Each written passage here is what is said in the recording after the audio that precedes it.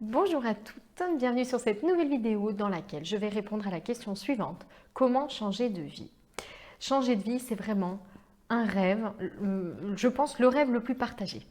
On a tous, toutes, à un moment donné, eu envie de tout plaquer, de tout recommencer à zéro, de faire totalement autrement, de faire totalement autre chose, mais on est partagé. On est partagé entre l'audace, qui est quand même vantée un petit peu dans notre culture de plus en plus, et puis des dictons comme on sait ce qu'on perd, on ne sait pas ce qu'on gagne, etc. L'insatisfaction chronique, est-ce que de toute façon je continuerai à ne pas être satisfaite? Bref, on se pose tout un tas de questions et on ne sait pas trop comment avancer sereinement.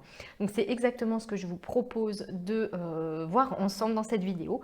Comment changer de vie en alliant l'audace qui est nécessaire pour le changement, oser, et la sérénité, prendre le moins de risques possible et assurer ses arrières entre guillemets. Alors j'ai regroupé en fait 9 clés du changement. Alors toutes les situations sont uniques, mais je pense quand même qu'il y a vraiment des astuces, des conseils, des étapes à respecter communes à tous les changements, quels qu'ils soient. Et j'ai regroupé ces 9 clés dans 3 catégories. Donc tout de suite, la première catégorie, c'est pour moi ouvrir la carte routière et bosser un peu son itinéraire. Première clé du changement, d'après moi, faire le bilan de sa vie, faire un bilan complet. Ça paraît logique. Avant de partir, avant de faire un voyage, on regarde un petit peu la route, on voit où on veut aller. Alors ça paraît logique et pourtant c'est étrange, mais dans notre vie, se fixer des objectifs, c'est pas forcément une chose qu'on nous apprend. Enfin moi, ça fait très très peu de temps que je me fixe des objectifs à moyen ou à plus long terme. Alors pourtant, c'est étrange. On a envie d'aller quelque part, mais si on ne détermine jamais vers ce quelque part vers lequel on veut aller, bah, il y a un moyen qu'on se trompe, qu'on n'aille jamais nulle part, qu'on n'avance pas, qu'on fasse un pas en avant, un en arrière, etc. Donc pour moi, la première étape importante, c'est vraiment prendre le temps de faire ce bilan complet, de faire le tour de tous les domaines, la famille, les amis, la vie sociale, le boulot, l'environnement, l'épanouissement personnel, etc. Et puis de se poser les questions suivantes. Qu'est-ce qui va bien? Qu'est-ce qui ne va pas? Quels sont mes motifs d'insatisfaction? C'est vraiment très important de faire ce travail. Sur le blog, je vais vous mettre un petit lien. Je vous propose un guide gratuit en 40 questions pour vous aider justement à faire ce point, à faire ce bilan. Clé du changement numéro 2, créer sa vision de vie, son chemin de vie, son projet de vie. Avant donc d'aller quelque part, on a fait le bilan, il faut maintenant savoir précisément vers quoi vous avez envie d'aller, vers quoi vous avez besoin d'aller. Faire ce travail sur sa mission de vie, je l'ai déjà abordé dans une vidéo. Je vais essayer de vous mettre le lien vers cette vidéo ici, elle est très intéressante.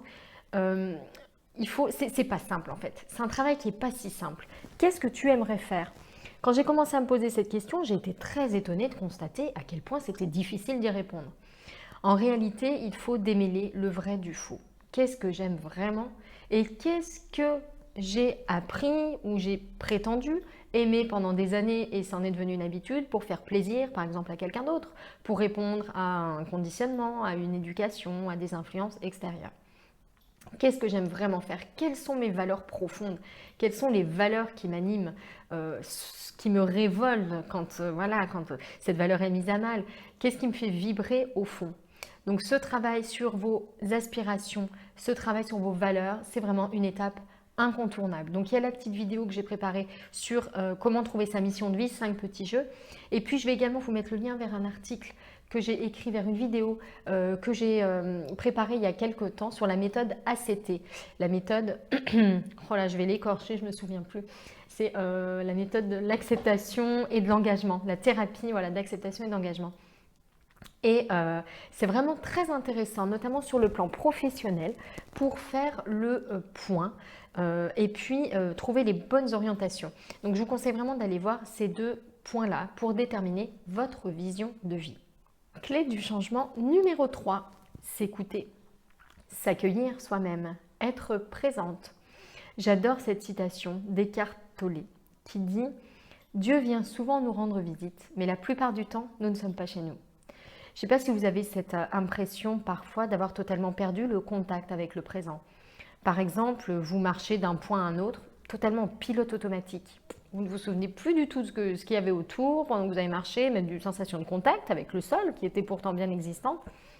Vous étiez totalement absorbé par autre chose. Vous avez perdu contact avec le moment présent. Ça, la présence à l'instant, c'est vraiment quelque chose d'important. Quand on fait ce travail, on réfléchit à ses valeurs, etc., il est important de revenir très régulièrement à soi-même, la source. Prendre l'habitude de souffler quelques minutes chaque jour, s'octroyer 10 minutes, 5 minutes, 2 minutes même, mais pour revenir à sa respiration, revenir à ses sensations corporelles, à son corps, à cet instant présent, à soi. Ce sont des choses qui sont vraiment très importantes et je vous ai proposé une vidéo notamment, je vais vous mettre le lien. Comment méditer quand on est maman, parce que je sais qu'on n'a pas beaucoup de temps de méditer, on a beaucoup de choses à faire, mais parfois, toutes ces choses à faire, toutes ces tâches, tous ces objets qui nous encombrent, toutes ces activités, ce sont des moyens de ne pas voir l'essentiel. Peut-être aussi des moyens de fuir un petit peu les moments de solitude qui nous effraient. Deuxième catégorie dans laquelle je vais vous présenter 3 autres clés du changement. C'est ce que j'appelle la Girl Power attitude, c'est-à-dire une attitude de gagnante, de winneuse. Alors, comment développer cette attitude? En adoptant, à mon avis, 3 clés pour changer 3 états d'esprit, vous allez voir, 3 façons de raisonner différentes, novatrices et positives qui vont vous porter. La première, c'est d'adopter, de pratiquer, de tester la loi d'attraction. Moi, je ne vous cache pas que pendant très longtemps, pour moi, la loi d'attraction, c'était quelque chose d'un petit peu exagéré. J'avais du mal à y croire et voilà, je trouvais ça un petit peu limite, même question éthique, je ne sais pas, ça me dérangeait. Et puis, récemment, j'ai lu L'homme qui voulait être heureux de Laurent Gounel et j'avoue que ça m'a pas mal interpellée. En fait, je me suis dit, attends, en fait, la loi d'attraction, c'est ça, c'est que du bon sens en réalité. Je ne sais pas si vous connaissez cette citation de Bouddha qui dit « Tout ce que nous sommes est le résultat de ce que nous avons pensé ». Alors si vous voulez en savoir plus, allez regarder ma vidéo sur l'homme qui voulait être heureux parce que je trouve que ces messages sont simples et ils sont très forts, très puissants. On comprend très très bien ce qui est en cause. L'idée, c'est que pour changer de vie, il faut déjà commencer par croire, par se convaincre que c'est possible. Si on part perdante, on va perdre. À un moment donné, il faut vraiment avoir cette attitude gagnante. Alors, la petite idée pour mettre en place cette clé un petit peu au quotidien, c'est de faire des visualisations. Imaginez-vous quelques instants dans la peau de votre moi futur qui a réussi ce changement de vie que vous souhaitez tant. Et puis, imprégnez-vous de ce qui se passe. Qu'est-ce que vous faites? Avec qui? Comment vous vous sentez? Ressentez votre fierté, votre satisfaction. Et imprégnez-vous vraiment de ces sentiments, de ces émotions, de ces sensations.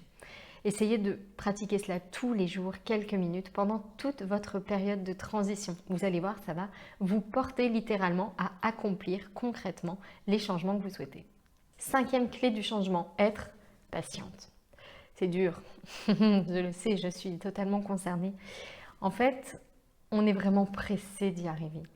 On voit des témoignages de changements fulgurants, j'ai tout changé en 21 jours, etc.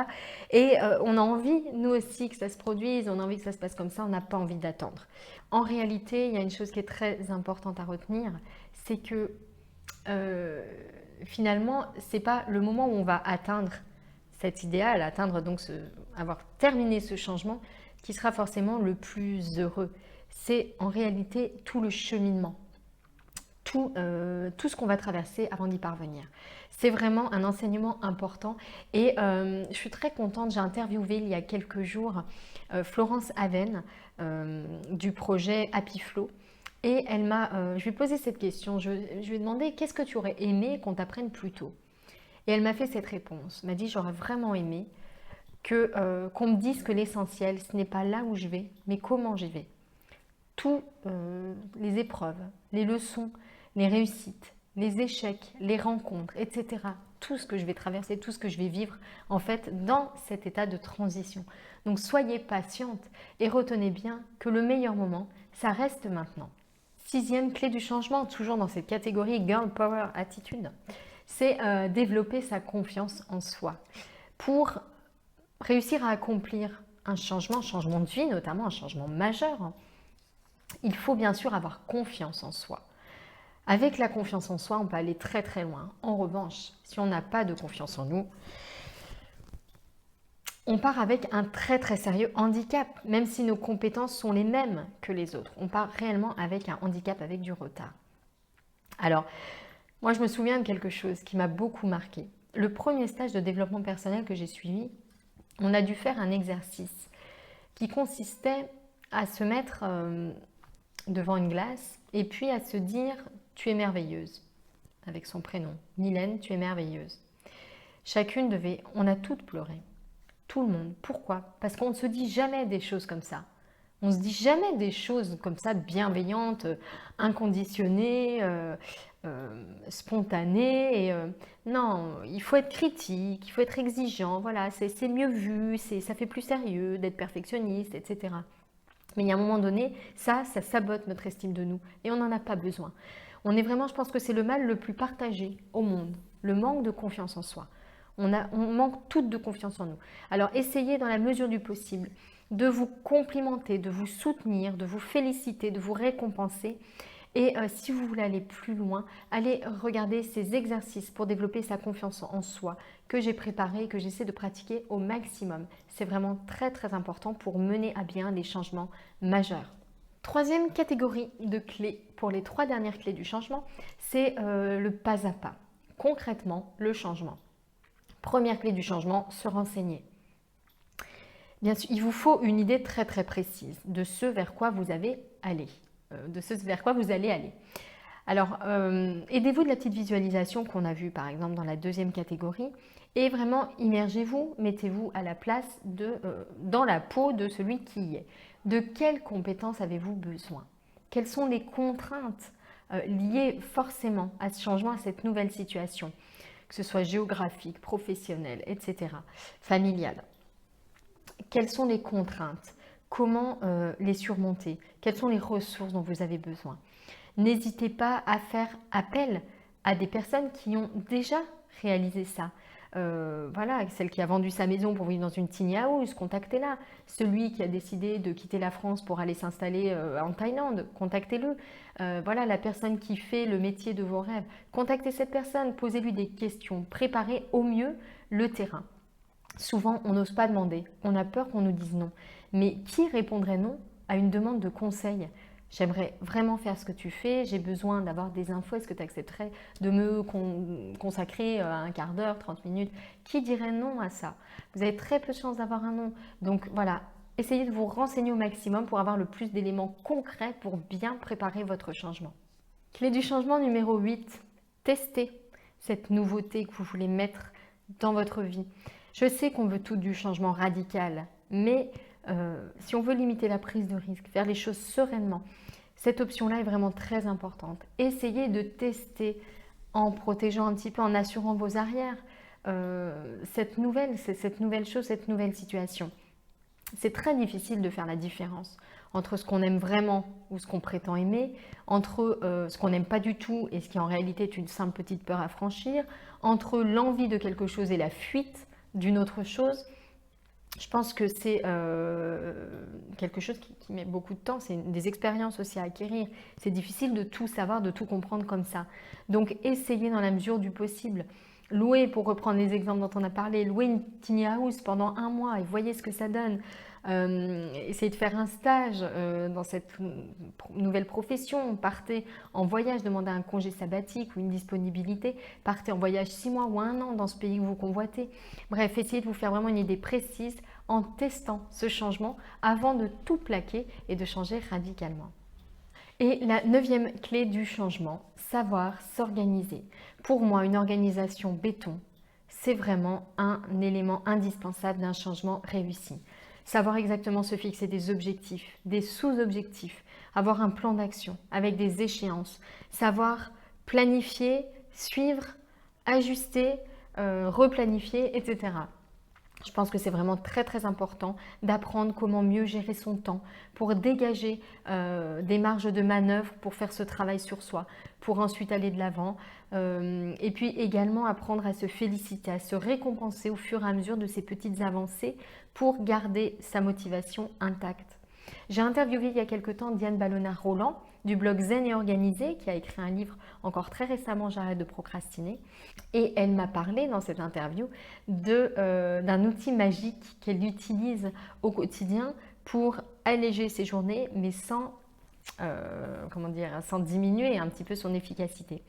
Son idée, c'est les 5 minutes. Elle propose simplement de se consacrer 5 minutes après chaque tâche importante ou de prévoir une marche de 5 minutes à chaque fois entre 2 rendez-vous pour ne pas courir et pour pouvoir vraiment recharger les batteries pendant de courtes pauses.